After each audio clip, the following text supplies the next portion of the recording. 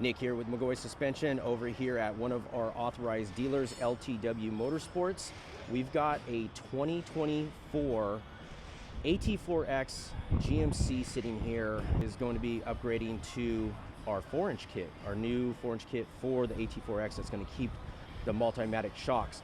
But the cool thing about this build right here is that I wanted to go over and show you guys the before, because this one right now has a set of upper control arms by another manufacturer. We're not here to knock the manufacturer at all. We just want to, so I have them covered up because that's not the main focal point of this situation. The situation on this one is that he is leveled higher than the factory leveling. Right now, just to give you an understanding, he's sitting at 27 3/8 of an inch from center hub to the fender lip.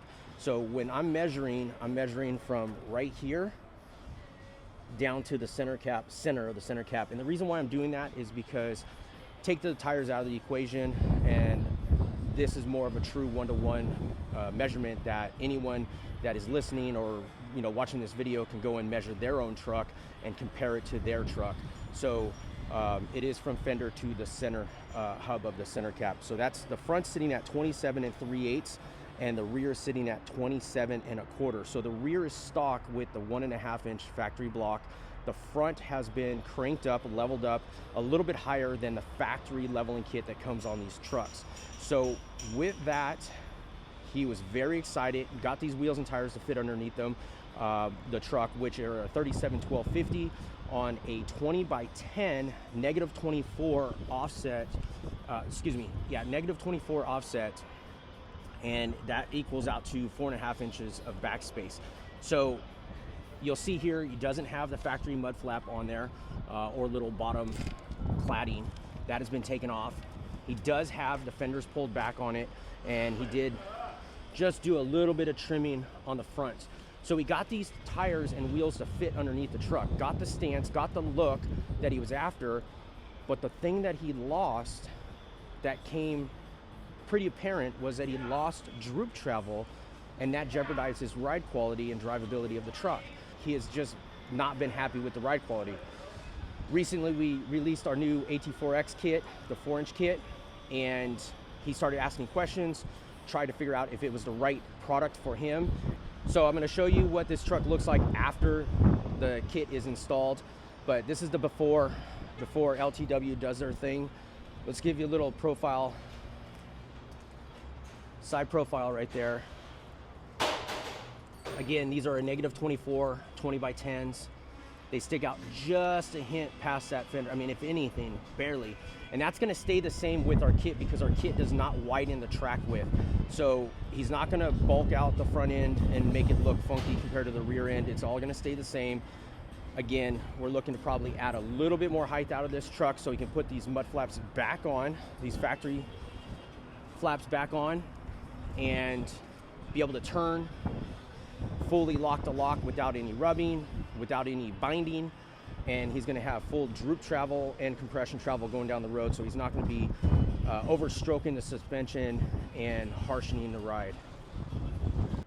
So I wanted to point something out while we were in the air with this truck before the whole thing gets disassembled. But out on the ground, I had spec'd out from fender down to the center hub at 27 3/8.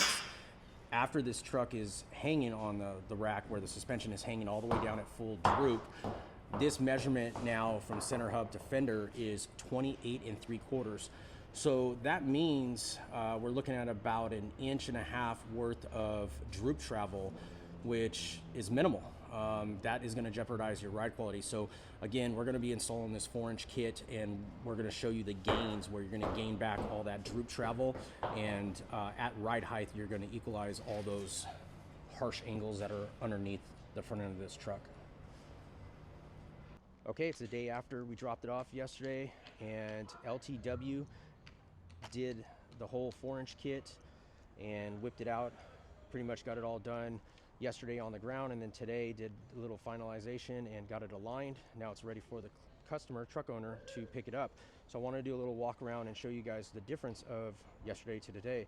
Yesterday, you remember this truck was sitting on a leveling kit. It had basically upper control arms, aftermarket control arms on top of the AT4X suspension kit that comes off the factory floor. And what we found was the customer, the truck owner, was complaining about the ride quality and just how it drove down the road. It was real stiff, and he just didn't feel as nice as it was factory. Further investigation, obviously the angles were really steep underneath the truck. You can see in the video previously, the angles were really steep. Today, we've changed all that though. With the 4-inch kit, we've gained all that height, and we've got better CV angles, tie rod angles, and obviously ball joint angles as well. And let's go over some specs real quick here. Yesterday, I'm going to be measuring from the center cap of the wheel to the fender lip, and the reason why I'm doing that is so then you guys at home can easily measure this truck spec compared to your truck at home, and then there's nothing that we're going to be off on possibilities of tire size, because every tire is a little bit different. They're not all created equal. So that's why I'm measuring from that point. Yesterday, from the top of the fender to the center of the center cap was 27 3/8. That was the setup suspension that if you go back in the video, that's what that was. Today, we're sitting at 29 inches and 3/4, 29 3/4 inches from that fender to the center cap. So we've gained about 1.5 inches of ride height, and in the rear, before the truck had the factory 1.5 inch rear block, and today it's got our 1 3/4 inch block with the 2 shims that are 1/4 inch each, so that's an extra 1/2 inch, equaling a total of 2.25 inches of lift. But overall, it's 3/4 of an inch from yesterday. Hopefully I didn't lose you on all those specs. But again, like we were talking about, this truck has gained 1.5 inches of ride height out front, and yet all the angles are now relaxed and back like they were factory. You can see that control arm right there is pretty level. It's got a little bit of an angle on it, which is fine. And the bigger yet is going to be these CV angles, tie rod angles, and what have you. I want to point out a couple things here with our kit. You'll notice that these bolt holes right here are straight up and down. They're equal.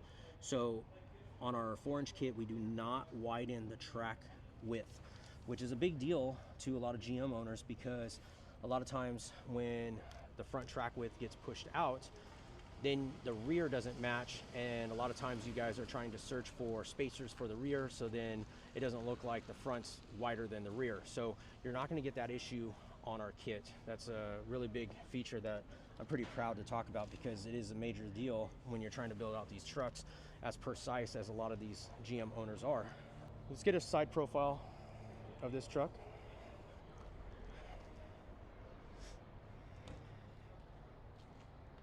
And for the guys that don't like this stance, the customer, the truck owner wanted it like this. The guys that don't like this, where they want it up a little bit taller in the rear than the front, all you have to do is simply replace the block and spacer combination that we have in the back on this that comes in the kit, and then put a taller block in the back, whatever you want to accommodate to. So if you want to go up another inch in the rear, just put a taller block in the back. Really easy, really straightforward. Let's look and see underneath here. So as you can see, we've got that 1 3/4 block, and then you see those 2 shims. And just to remind you, those shims are not in between the block and leaf spring pack floating. What I mean by that is that our kit comes with a center pin. This right here is a center pin that holds the leaf spring pack together.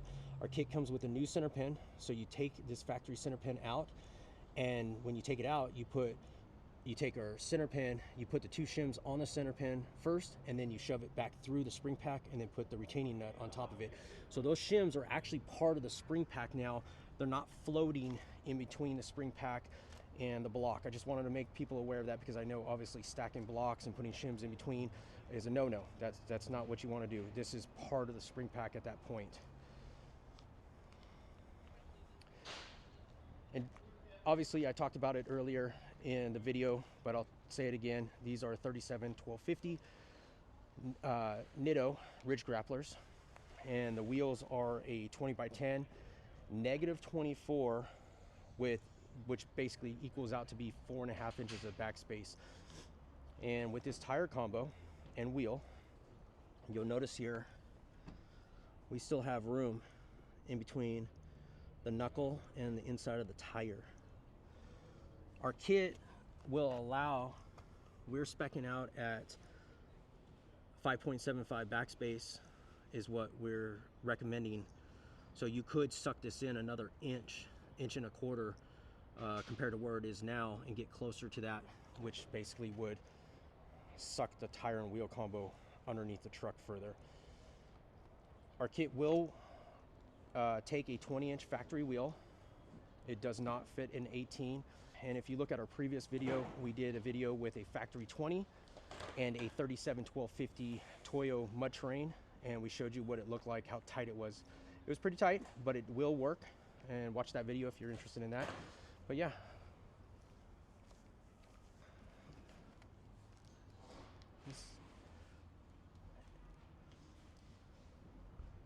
One of the main things that I see online is that people will level their truck and put a nice set of wheels and tires underneath their truck. And then people go gaga and they really like how the truck looks, which is great, which is fine. And there's no bad thing about a leveling kit. I want to first off say, leveling kits aren't a bad thing. The main thing is that a leveling kit is a term. What really, as in spec wise, is the difference of a good riding leveling kit or a bad riding leveling kit. You can spend gobs of money on the highest price leveling kit and shock package all you want, but if it's overstretched, meaning that the ride height is too high within the green zone that is allowed for proper compression and droop travel, you're going to sacrifice ride and just the quality of how the truck drives. So leveling kits are good used correctly. Lift kits are good if used correctly. If this kit was stretched out and a guy said, hey, I got the McGaughys 4-inch kit, but I've got it at 7 inches, I've got it at 6 inches, and my ride is just really bad. Well, is it really 6 inches or is it really 7 inches and it's just overstretched, meaning that it doesn't have any droop travel? That's where the ride quality is going to suffer, and you're going to also put a lot of wear and tear on the front end of your parts. So the whole reason why this customer went this direction was because he did fit the tires and wheels before, minus he didn't have the mud guards, the factory AT4X mud guards, and those are back on. I showed you that in the earlier part of the video. He didn't have those on because they didn't clear, and he wanted ride quality back and basically suspension travel. So if you guys got any questions, feel free to DM us, message us on Facebook or any of the other social media platforms. Obviously YouTube is a little bit harder to keep track of, but if you do comment down below, I'll do my best to follow up and answer your questions. And at any point, if you guys want to call and talk to a rep here in at our facility in Fresno, you're more than welcome to give us a call. Let us know what you think down below, and I can't wait to see the next truck that I get to go and film and show you guys. Thanks for watching.